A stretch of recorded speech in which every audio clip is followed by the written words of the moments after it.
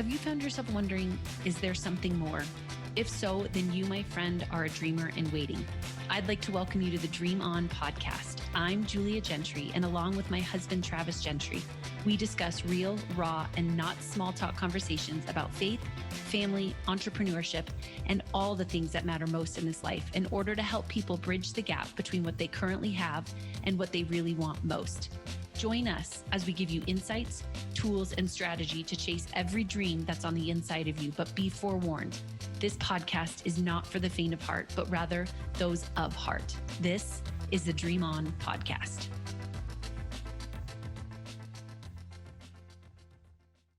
Welcome back to the Dream On podcast. I'm super excited about today. Yeah. And every other day. Here's what he's excited about today. Right before we started, he just shared with me some new information that he's now suggesting is going to change the trajectory of his life. And I thought it would be really good to share. Just don't practice it with our video. Don't practice it with our video. But you can actually speed up when you're listening to a video or teaching. And I just found that out. It's obviously not new. It's new to me, but it's amazing. So I can listen to the content and teaching way quicker. So I can actually get through more stuff. So never say you don't have time, because you can actually speed up time on a video and listen to it quicker. I just want to know, how is that possible real time with humans? Like, have you ever been in a conversation with someone like and a they're sloth. talking so slow that you're like, I will help you get to the end of the sentence faster. I will admit I am one of the fastest talkers and processors and all that. But as soon as you told me, that was immediately went through my mind of like, how do we make this a real tool? It's like Zootopia. Totally. It's the sloth behind the counter. You're like, sometimes you're like, just let's get to the point here. So for everyone who didn't know about this tool, this is free, no extra charge. You can listen to things faster, quicker, and it's actually a really good segue into what we're talking about today, because in our Facebook group this last week, I had posted, that the Dream On podcast is going live again, and we would love to hear your thoughts around any topic that you want us to be talking about. And we have a lot. I have a whole list, so just you all wait for those of you who gave us feedback. But one of the ones that stuck out to me was, how do you dream in the midst of life? Which is exactly what we're talking about today. And really to kind of give insight into what this question meant, they continued to say, how do you dream in the midst of life? Busy, no time, schedules, work, career, all the things, which here, right? Like, you name it, we probably all have a laundry list.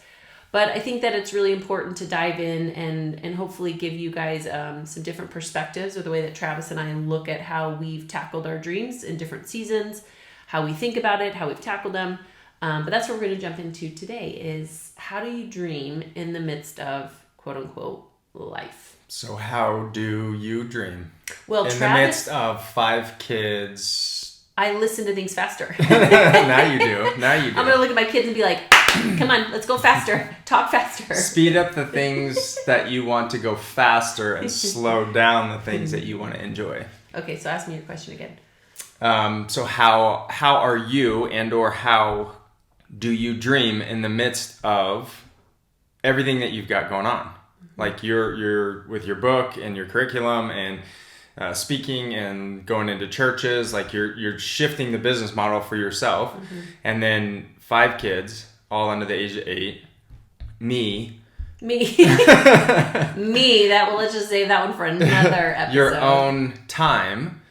So you've got a lot of different things that you're balancing. So how are you dreaming and pressing forward with things that you feel called to move forward, and new ideas and new things you've never done before? Yeah. Like some of the things you're doing in business and with the book, and like you haven't done, you've had these thoughts and ideas, the dreams, but now how are you taking action in the midst of everything else and having a 6-week-old? A 6-week-old, by the way. I think where the greatest aha and the impetus to write the book was, I remember that day that I was walking into the bathroom, and that there was this elderly lady who was walking out, and she bumps into me as I'm walking in, and I said to her, "Hi, how you doing?" Because I figured it's kind of what we do. If we're going to bump into each other, we like at least acknowledge each other. And she says, "Living the dream." I mean, totally tongue in cheek, super sarcastic. And so I figured I had nothing to lose. So I turned around and I said, "Well, why aren't you living the dream?" Because here in theory was a lady who was of the age that she should be living the dream, right? She looked like to be at that retirement age. It looked like she should be living the dream. She should be seeing the world and doing the things and living out her vision board. And so I said, "Why aren't you living the dream?" And she doesn't turn around. She doesn't make eye contact with me. She just says, "Life." And it was at that point that I think was a huge shift within me of, if life is stopping us from living our dreams, then what is the point of life? And so I think that was a catalyst to start reorganizing my priorities. And I didn't want my dreams to be something I compartmentalized. I wanted my life to be my dream. I wanted to be building my dreams and call it life, as opposed to I'm going to live life and then chase my dreams. It's like I had to like pull that all the way back, change the messaging and the mindset and the attack and say, no, I want my dreams to be my life. Now, I won't disagree with the fact or hide the fact that doesn't make this all glamorous though. Like even as I was falling asleep last night, all the logistics of all of the things, and did I kiss all the babies, and did I see all their faces, and did you and I even have a conversation longer than 5 minutes, and did I do all the things for my operations director that needed to be done, and are we going to hit our numbers, and is my bank account, does it have money in it, and all the things that you find yourself, that's still real, but it's in alignment with what I want most. So I think that was the biggest thing for me. Yeah, I would say what we've seen throughout the years as we've kind of, gone after and pursued different dreams is that, some people say, a balance, find a balance. I don't agree with that. I think that there's seasons or times in your life where it is going to be a little unbalanced. Totally. Because you have to put more effort and energy into something until it becomes second nature or it becomes natural. And so I think it's just the perception of like, well, I've got all these things going on, and you got to understand for yourself of like, okay, this isn't going to be forever, but I've got to put more attention to this area of my life. So good. And I feel like for us, when we traveled the country in an RV, like that's where our attention was. Yeah, out of balance. Totally out of balance. But that was, for a specific time. Yeah. And so I think just like now, you'll always have these things going on. Yeah. You always have kids. You always have me. You always have kind of the business and pursuing the book. But there's also a time where it's like, okay, I just need to put more tension. And that's what you're doing. Yeah. And you also hired someone that's helping you. So which is expediting it and putting your time plus her time towards your dream. Okay, so let's dive into what you just said first. So I think it's really important for us to look at that concept of balance, because I am with you. I think that balance comes from a desire to have safety, security, and stability. Nothing wrong with that, but I think it actually is a survival need. It's not a not survival base. It's not like a thriving need. It's not a growth need. It's something that I need to feel stable and secure in my life. And so I think the problem with it is that as long as we're seeking balance, we're actually never going to be successful in one area of our life, because to your point, it's almost like I'm trying to keep everything equal, which means I can't actually excel in another area of our life. And so I think that the next step is communicating with the people that are in your lives that this is where you're at. Like I think you and I, we go back and forth with this all the time with our work. We want to be with our kids. And then if we're with the kids, we're like, I got to be working. And I've noticed that the times that you and I actually sit down with each other or with the kids and we say, this is really important to me.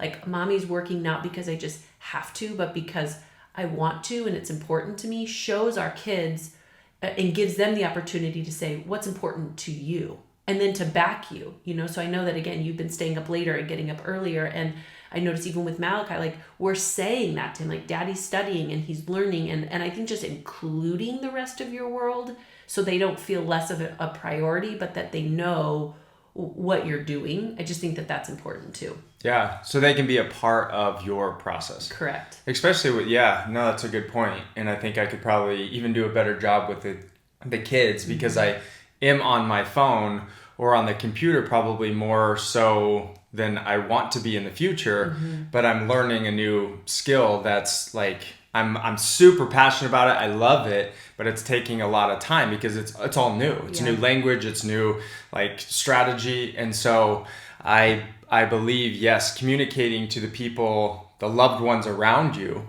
of letting them know what you're doing. Yeah. And so whether it's friends and you're like, hey, look, for the next 3 to 6 months, like I'm not going to be around as much because I'm pursuing this. I would just love your support. Totally. As opposed to judgment of saying, well, you're never around, you don't call me. Well, that's because I'm going after something that I feel called to do. Yeah. And I think sometimes it's just calling the elephant in the room and using our words, which we'll talk about in the next podcast when we unpack how to have better conversations and dream together.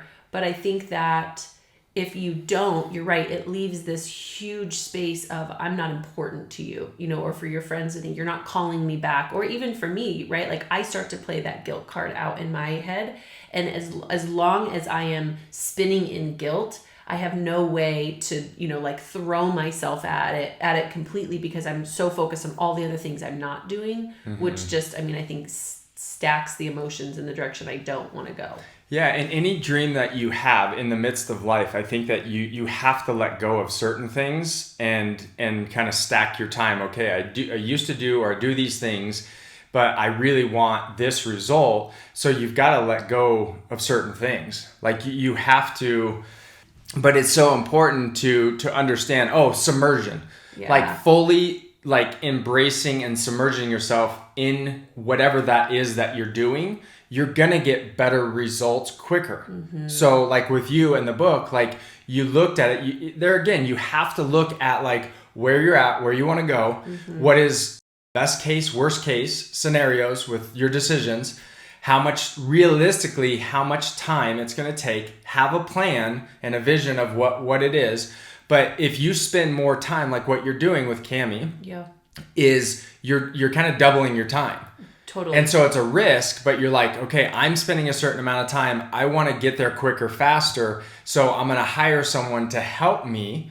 And so I think if it's just you or whatever you're pursuing, like if you're working out or whatever, like you have to put more time there to get the results quicker. And so it's prioritizing, okay, like being realistic with yourself of like, what is your expectation? And then if it's that important to you, you have to let go of a few things that you used to do to get those results. Because at some point, as you build this out, you can hire someone else that will help even more. And it won't take as much time. Like that's the whole point of it. It's not to work harder longer. It's to work harder and then at some point less. Totally. Well, and I think that you hit on 2 points, and depending upon you as a listener, where you're at is either A, you're like, I don't have the ability to have extra leverage right now, which is really what hiring employees would be, right? If I'm hiring people or I'm recruiting people to do more for me, that's leverage. And at some point, that's the big chasm, right? Because it feels like you're taking a few steps back in order to take a couple of steps forward, right? Whether you're doing the strategic planning or you're investing in someone else's payroll or you're all these things, that's called leverage. And that's one way to do this is to build out some leverage. The other way is, to your point, and I hate this, but it always resonates so much when it's never that you don't have enough time, it's where you put your priorities. And so at some level, I think you have to train yourself to put your dreams on your to-do list first. Period. I have an hour in the morning and so do you. And sometimes I do quiet time and sometimes I am getting it done. Like this morning I had 50 minutes and I went, God, I love you. I spent 5 minutes of quiet with him. And then I dove into all of the things that I needed to get done.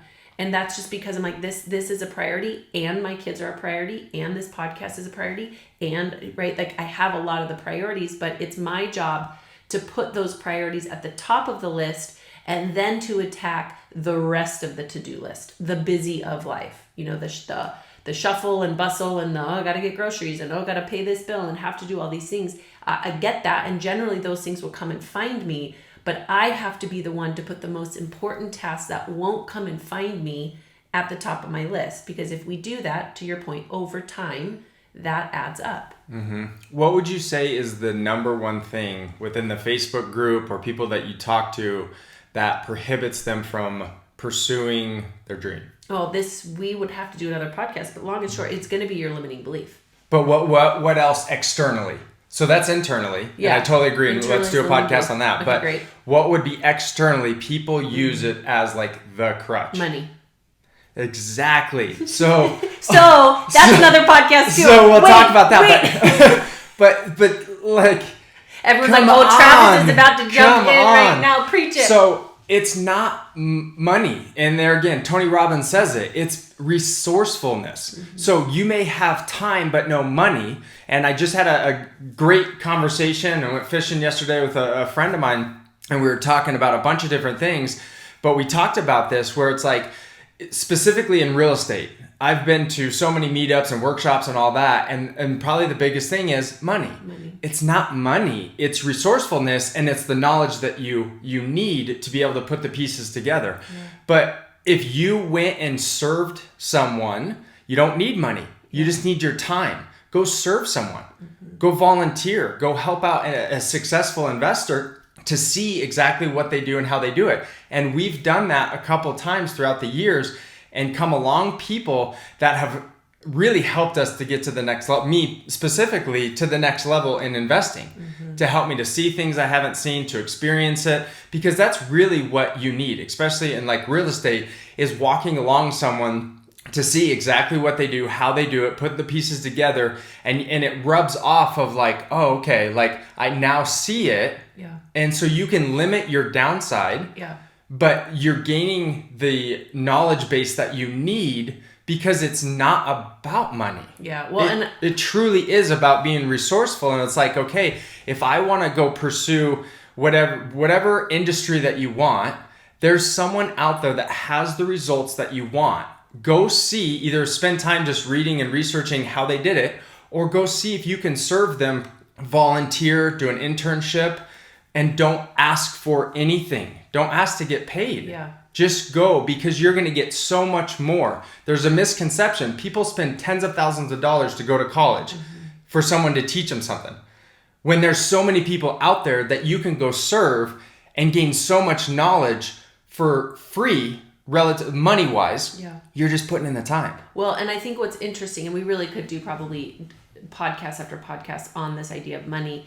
And I think that the biggest game changer for you and I, because all of us have our money programs. There's tons of books on this idea, but we all have this money and a lot of us, it's based upon growing up and what we saw or didn't see or had or didn't have. And so we tackle our lives through this filter of whatever that money program is. And so I think, again, the biggest shift for us that I would share for people was, really came from you when you said it's never that we don't have enough money, it's how can we? And what that does is it takes you into that mindset of resourcefulness, because it's too easy to go, I don't have enough money, and guess what? Done. There's my answer. It might be on paper true, $0 in the bank account, or you don't have a job, or right, like on paper, what we don't want to do is not suggest that what you're saying might not be fact. But last time I checked, also fact doesn't always mean truth. Mm-hmm. Right? It's almost like Malachi, because he said, well, Google said or Siri said the other day, and I go, nah, just because it's on Google or Siri said doesn't mean that that's actually true. So the idea here is that you're not approaching life from a survival mindset if there's not enough money. It's shifting the narrative to go, well, how can I? What do I not know? What do I need to learn? Is there a thing called leverage, right? Like all the different things. And I think that there is a way to overcome that obstacle, but it is one of those that most people, they hit it and they just shut down. It's almost like, now I don't have to take responsibility or figure out how to be resourceful or overcome that mental block. It just is what it is. Mm-hmm. And that goes back to, right, mindset. Yep. 100%. It doesn't have to be what it is unless you want it to be what it is. Yep. And I think that was a game changer for us. Yep. Most people live, an analogy of driving in a car, they live in the rear view mirror. So they live looking backwards as opposed to forwards. Like, okay, I haven't. Here's where I'm at, but how can I? Yeah. Who has the information or the knowledge or the resources that I don't have, that I can bring something to the table to inch my way closer and gain the skill set or the resources to be able to do what I want to do long term. Mm-hmm. But we so often look at like where I'm at and, well, this didn't happen or that didn't happen, or going to the wrong people and getting advice as far as like real estate investing or stock trading or whatever it may be, and you ask the wrong person, they have an experience and they say, oh, it doesn't work or it's a scam, and then you don't even pursue it. Yeah. So making sure that you go to the right people, because if there's someone and we've talked about this so many times, like if someone's successful, if they can be successful, why not me? Yeah. In whatever area that is. If they can have a better body, if they can, make more money, if they can be successful doing this in this industry, why not me? Mm-hmm. And the only thing from being successful and from where I am is the actions, the mindset, the limiting beliefs, all the things that prohibit you. And a lot of it, it's internal. Totally. It's not external. It starts in your head and heart of like, I can't. Mm-hmm. Well, I was even talking with a guy yesterday, and I said, okay, if there was one area in your life, and this was the very first session, so he had no idea what he was walking into. And I said, if there's one area in your life that you could change, right, that you're just not getting the results that you want, what would it be? And he shared that he's been in multiple relationships and it goes well until all of a sudden it feels like they're just taking his focus from his daughter and God. And he says, and then so I quit the relationship. I break up with them. He's like, only to find out later that I actually really love them. And I'm like, okay. And I said, so is this a pattern? And he says, yes. And I just feel like I need to protect my daughter. And I feel like other things are more important. So I said, okay, well, let's actually tackle this from a deeper rooted mindset. Come to find out his limiting belief is I need to protect myself from you. I'm not safe. I need to protect myself from you because you're going to hurt me. And instantly I was like, do you see how it's the belief around you needing to protect yourself from people that's actually keeping you from having an intimate relationship? And it was like, right, all of a sudden like fireworks went off in his head. He was like, that's exactly what I do. He goes, then I protect and I go numb and I all of a sudden just retreat and I act like they're not important when really they are. And I'm like, that's because you're a self-fulfilling prophecy, right? And so I think it's so important to understand what our limiting beliefs are about any given thing. And most of the time we're saying it at some level, right? We're saying, I'm too busy. Oh, okay. Or I don't have enough time. Okay. Like we want to be right. And so we just continue to fulfill these prophecies. And so instead of recognizing, and Tony Robbins says is that the quality of our questions determine the quality of our answers. It's like, make sure we're asking questions and saying statements that we want to find the answer for. Mm-hmm. Right? Otherwise, it's like you're just going to keep fulfilling the prophecy, and you're right. There isn't enough time, and there isn't enough money, and there isn't enough resources, and you're still a failure, and you're still on and on and on. Yep. And it's also, we were talking about it yesterday too, and the idea of like going after something, especially like a workshop, and you go to a workshop, and there's typically upsells because they probably have something that you don't have that you really need, but a lot of people don't take action because their thought process is, well, what are they going to sell me? As opposed to rethinking it and saying, man, they have the fruit in the area that I'm seeking out. What do they, it's like a treasure hunt. Like I'm there to gain a new thought or a new idea and some wisdom to get further than I am. And typically why you would hire a teacher is to get further faster. You can figure it out on your own, but if you can hire someone and you can have someone around you that has done it, so going back to limiting beliefs of like whatever it is that you want to seek out and learn, like there's a book on it or a workshop on it. But I think a lot of people they stop before they start because it's like they go to a workshop and yes, they have upsells, but I guarantee if you go with the mindset of like, if I can take one thing from this workshop, it could change my life, or 2 or 3. And if that was good, what else do they have that can change my life? Well, and I think that's the interesting thing. And I've heard you say this to Malachi oftentimes is we start to create a story of what could possibly what could possibly happen before we even take the next step. And so what happens is we think of the dream and then we think of all the things that could possibly need to happen. And then we just don't even take the next step because we've already created a story in our head around how it's all going to pan out.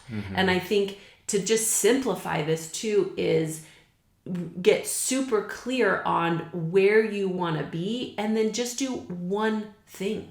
Right? Like I've said this before, but the hardest day is the day that you start and the next hardest day is the day that you want to quit. It's even like you and I, when we stopped drinking, we knew the result that we wanted. We knew that we wanted sobriety and that we wanted to bring that to our family, and it was an experience for our kids. And we knew that in order to go where we've never gone, that was an important decision for us. Hardest day was deciding. It was making the decision of knowing once we go live with this, and heck, we get it tattooed on our bodies, that's the hardest step because I'm all in. Then the next, come to find out, is the day that you're like, oh, it'd be nice to have a drink and nobody else really cares. And was it that big of a deal? And all of a sudden your mind starts to play all of these tricks. And so at some level, it's the first day is the hardest. Get going, and then just don't stop. Don't put too much on your plate. Just do one thing every day for 365 days. And you'll look back and you'll have done 365 things. So if you're listening going, well, I don't have leverage, I don't have money, but you do have one step every day that I know is possible for every single person. And so don't overcomplicate this. Dumb it down. One thing every day, and then don't stop. Here's the other thing I would say that I feel like prohibits other people and me sometimes is putting myself out there and being vulnerable and looking stupid, quote unquote. I look stupid, I feel stupid because I should know this, or I should be better than that 12-year-old, whatever it may be. At the skate park. So that's a perfect example of like, going to the skate park with Malachi. My 8-year-old is better than me at skateboarding, but it looks like fun. But I still have this thought in the back of my mind of like, this 8-year-old and this 12 and 15-year-old are way better than me. I look stupid on a skateboard when I'm 41 years old. But I think about that and it's like, what's more important to me? And at some point, I'll probably never see these little kids again. Totally. So it's like, it's just amazing though, like even as small as that is, and it doesn't matter in the long run, how you can stop yourself from doing and pursuing something because you don't want to look a certain way to people you don't even know or people that you do know. And that's probably even harder. Your loved ones, when you step out and you start pursuing something and you're not successful and they're not supportive. So I just wanted to bring that up because I feel like it's so important. Yes, it's money, I think is probably the number one, but it's two is stepping out there. Because if you've stepped out there before and not been successful, and then to do it again, and watching your loved ones around you, they start to have this disbelief of like, oh, here he goes again. They're going to try this or they're going to pursue this. They're not supportive. And I find that like from as small as skateboarding and looking stupid in front of a 12-year-old or going after and being a real estate investor or a stock trader or whatever it is, putting yourself out there thinking like everybody knows this information. And when you start to go down that path, like 5% of people know that information. Sure. Well, and I think to your point, I think what that does, being on the other side or giving some input, if you find yourself today going, yeah, that's me, like I really do care what other people think. I think that that's an opportunity to check our motive.